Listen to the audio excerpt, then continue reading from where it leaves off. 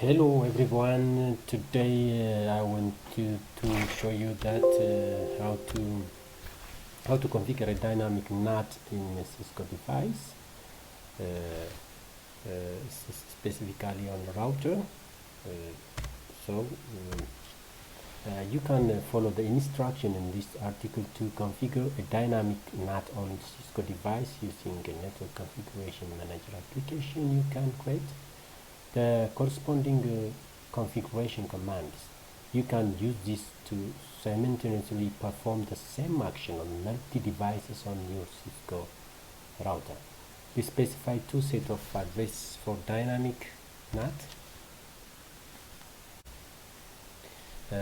These are, of course, the NAT, if you don't know before, NAT means network address translation dynamically. There are two types of Cisco router NAT configuration. This is static NAT configuration and dynamic NAT configuration. In the case of static NAT configuration, you can specify a private IP address to a public IP address, which means that statically you can configure a network address translation on a router that specifically route the Cisco router can route to directly the IP address you assigned. In the case of dynamic NAT configuration, it's only address dynamically with the global addresses to the local addresses. So there are two sets of addresses for the dynamic NAT, and these are the inside address that will be translated, and the other is a pool of global addresses. So what we have to remember, in the case of dynamic NAT, you have two addresses. These are the global address, and the other the inside address that will be translated to the outside. As you know, that a router are specifically serve as a routing table or a NAT table for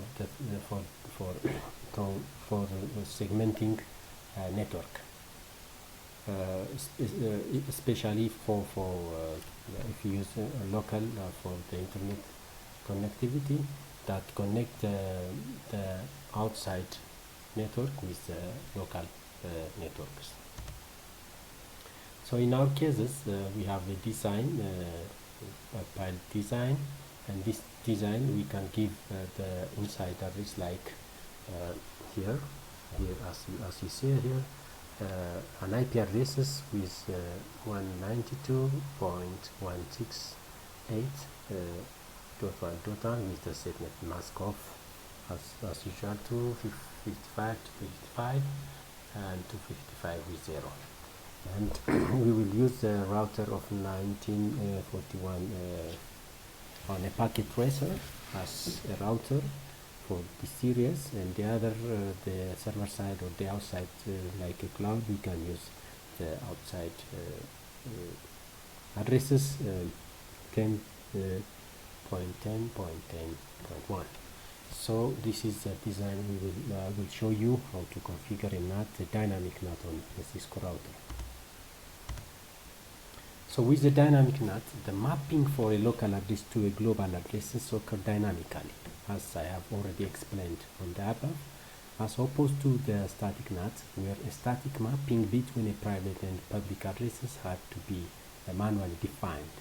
In other words, the router randomly selects unassigned addresses from the global address pool. Any addresses from the collection of world addresses is possible, as long as the traffic is being exchanged.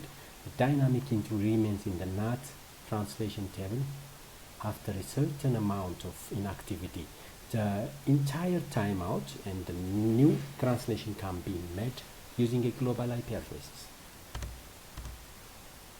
So the configuration dynamic NAT, there are some steps required, and these are configure the router inside interface using the IP NAT inside command. Of course, there is a command to distinguish whether the interface of a router is for the inside parts or the outside parts. So the command specifically stated like this: IP NAT inside command and the other we will use a configuration of a router for the outer interface, which is come from the outside network using a IP NAT outside command. This is a second step, where the third step is configuring an access control list that has a list of inside source addresses that will be translated. We have to list the address which can be translated as a source of address addresses. So this is the third step. The fourth step, configure the pool of global IP addresses using the IP NAT pool name. We will give a name for the pool name and the last IP address. This is the first, this is the range. When we pool global addresses, we have to give ranges, the first IP address to the last IP address, and with the subnet mask commands. And the fifth step is enable a dynamic NAT with the IP NAT inside source list and the access control list number and the pool name global configuration commands. So steps to configure dynamic NAT using a command line interface, CLI, and we have to log in to the device using SSH. Of course, we have to show you this on the packet tracer, whereas in the physical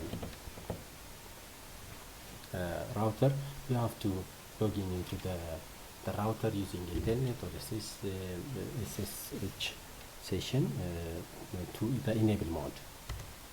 So after that, after you enable, then you have to go to the configuration mode.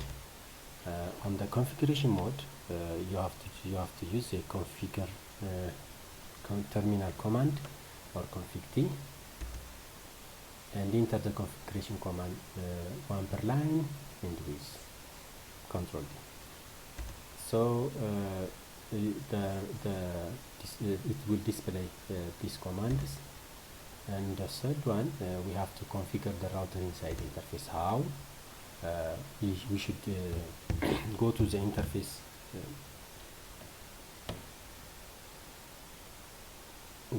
mode, and on the interface mode we will write IP NAT inside. It is a command I have listed on the above. I will show you practically after this slide. I will show you the detail how to. And third, we have to exit because we have to assign which interface should be an inside part and which interface is for the outside. So configure the router outside interface. How? Interface, we will assign the interface and the IP NAT inside and exit. And after this, we have to configure access control lists that has a list of inside source addresses that will be translated. How? We have to be in the configuration mode. After that, we will write which permitted addresses should be translated in such a way. So we will give a name, access list, for example, 1, and permit between. We should permit starting from the 0. And this access list confirm above match all hosts from the 192.168.00 with a subnet mask of 24. So after that, we will configure the pool of global IP addresses. Then how to make that? Then the IP NAT pool in the configuration mode of interface, my pool, as the given, the above, of course, in this case is written for 1, but in our cases we will write 10, 10, 10, and 1, and the subnet masks. We have to pull then the range as the first IP address to the last IP address. And the pool configuration above consists of 5 addresses because it's written between the 1 and 5 with as it is listed 1, 2, 3 and 4 and 5. So enable dynamic NAT configuration. This is an IP NAT inside source list 1, as we have stated on the IP access control list on the above, and with the pool of my pool. So after that, the command above instruction router to translate all the addresses specified in the access list 1 to the pool of global addresses collected in my pool. So exit the configuration mode, and it will be the enable mode. Execute show IP address translation command to view the NAT configuration, and copy the running configuration into startup configuration using a command write in memory or do write. So this is all, and let's see practically what it looks like. On the packet tracer we have designed this, then we will see step by steps. So I have to use a command line interface, then we maximize this, and as you here I have to enter here, so this is the enable mode. I have to write enable, and then it becomes a configuration mode, and in order to configure terminal, then sorry, there is a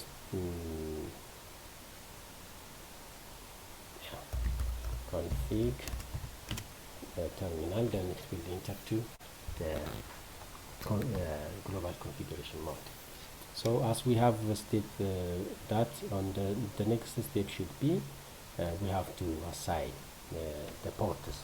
So here it is, we have a ports, then how to know it is 00 gigabit internet 00, this interface we have. So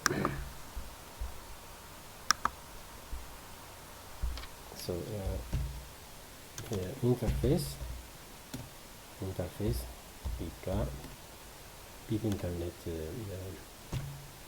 00, then this is the 00 as we have assigned for 192.168.211. So this is an IP NAT inside. We have assigned this inside already. Then we can say exit, or if in case there is an interruption of the power, in order to be the safer side, we have to always copy the configuration mode to startup mode. So I can say on any mode, any mode of the command line, I can say do write, and this will copy the running configuration into the startup configuration. What is the next step is we have to assign the outside interfaces, the IP NAT outside. So interface gigabit internet 01. This is an interface mode, so I have to assign this IP NAT outside. So it's already assigned, so I can write I can copy the configuration mode into the startup mode in such a way to write by this command, and let's say exit, so to the global configuration mode. So this the third step is I have to access list 1. We have to permit 192.1.0 is a translation, and the subnet mask 255.255.255.0. So I have already assigned the access list control. That's access list control 1 permits this local address translation inside. So I have to say to write, and the third part I have to give a global addresses.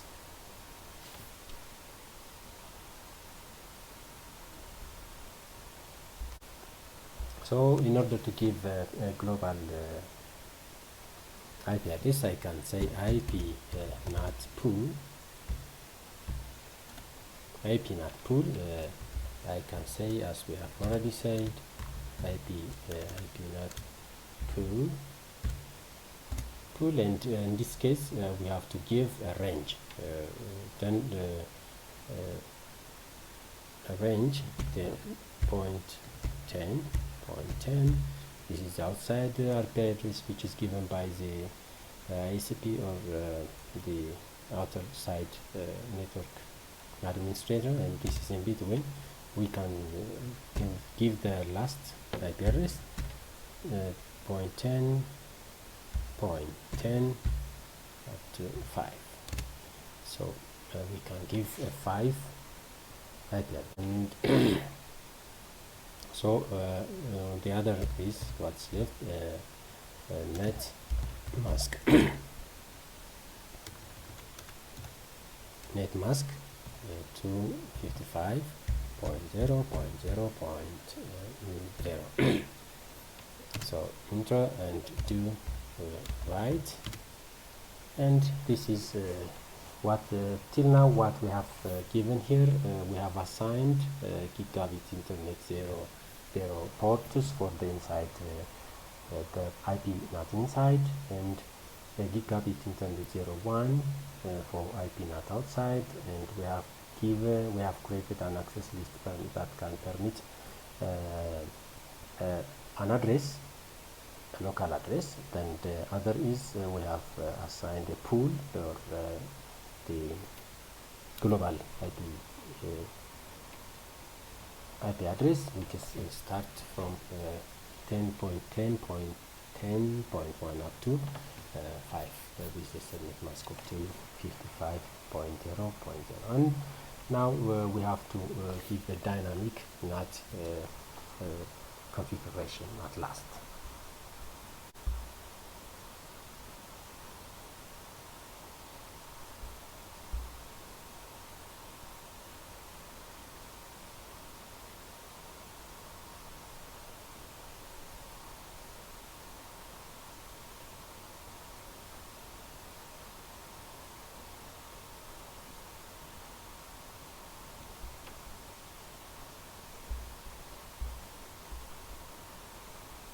So in this case, in order to have the network address translation can happen dynamically, when we configure this by IP NAT inside source list. Source list 1 with pool my pool. Already we have assigned this with this. So this means that it can translate the access control list with the pool, the global address pool system. So this is dynamically we have already write and dynamically, so we can save. And this is all about how to configure a dynamic NAT on a router. So we can see what configuration we have done. Then do show.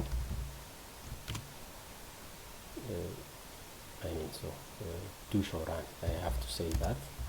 Do show run this application. Then in this case, what we can see when we enter, then here it is, as you can see here. On the interface gigabit internet 00, there is no IP address, of course. We can give an IP. We should give an IP address, but IP address not inside, and breaks out. so the speed and it's shut down. So the whereas the other, the Gigabyte Ethernet 01, we still does not an IP address to the outside and IP NAT outside duplex, and it's still shut down. And our IP NAT pool is beginning from 1 to 5 with a subnet mask of to 55.00.0.0. So the other is IP classless, and this is how and the access our control is already written here. And so what we have to do in this case, we have to give an interface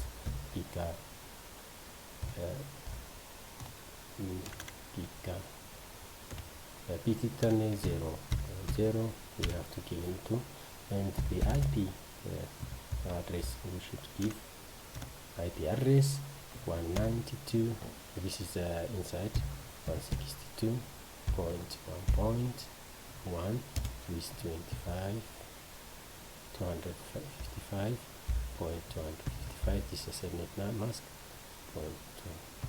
255.0, and you can say to right, and we have to exit and to the other, and we have to get into the interface again, and the Gigabyte Internet is 01, it is outside part. We can give an IP address of 10.10.10.1 with subnet mask of 255.0.0.0 and to right. So in this case, and we can say no shutdown, of course, no shutdown. It's opening here, and we can change, of course, interface exit and interface gigabit 00. So we can open this one also, no shutdown, no shutdown command, down, then let's say do right. We have to copy the running configuration into startup configuration and do show run now.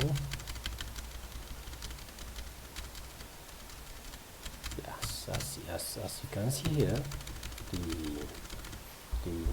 Gigabit Ethernet 00, the IP address is already given, and the IP NAT inside. This is inside part of the local address, and in the case of Gigabit Ethernet, the other ports are with by default the Cisco 9041 series or 90 series has the two ports, the outside and the inside part, and two ports we can assign, and this is already the IP nothing outside is written in such a way. Then this is how it is permitted. So the permission is like this. Of course, we can see exit access list one permit into 0 to 0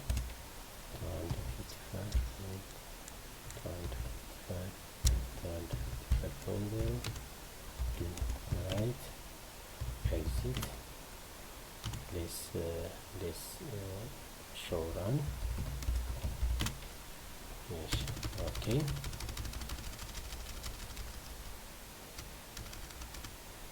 Yeah, here it is a subnet mask and the two. Yeah, so this is a permit. This is how to config configuration mode. And this is how to configure this is a basic command, of course, how to configure a dynamic NAT configuration on network address translation in a router, which means it can route between the external network with a local network, or it can segment the network into two parts, the outside and inside parts. So without a given permission of NAT table, there is no communication between the outside network and the inside network. And this is how to configure a dynamic NAT. So in the next part, I will show you how to assign a public IP address, or mapping a public IP address statically, or static NAT configuration using a router, a Cisco router.